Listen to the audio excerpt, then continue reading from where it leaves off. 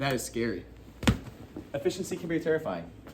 I'm Brett Lowry with BBC News, and I've gathered a team to tell us exactly why cooling towers are shaped like that.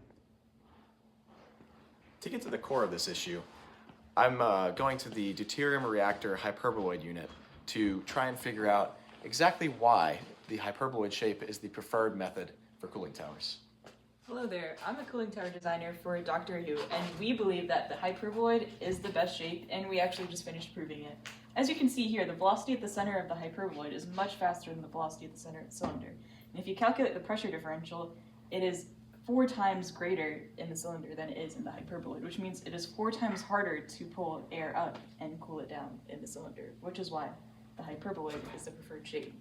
Wait, so I hear all this about the pressure differential, but how does this relate to cooling? Let me get my colleague to help you with that one.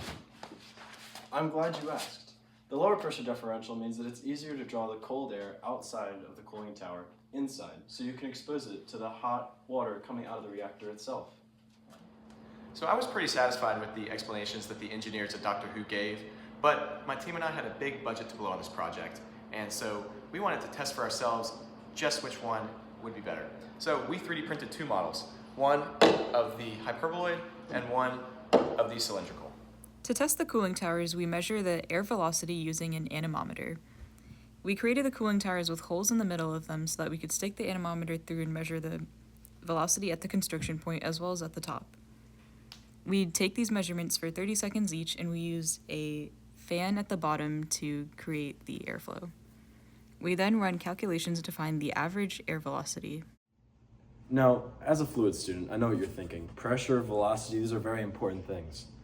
But you're probably not thinking about the most important thing. Money. I'm joined by Doctor Who technician RJ to explain just how the hyperboloid shape saves money. Well, you see, when a hyperboloid and a cylinder are the same height and radius at the bases, the hyperboloid actually has less surface area. Come take a look. As shown here, we've derived 2 equations in order to find the surface area of a cylinder and a hyperboloid.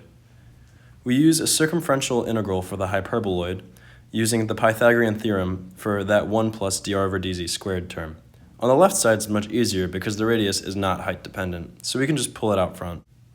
When plugging into the integrals, you can see that when you have the same height and the same radius at the bases, a hyperboloid actually has less surface area due to the constriction in the center.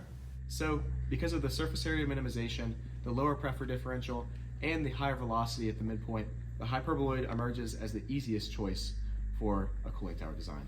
Now, let's get back to the movie.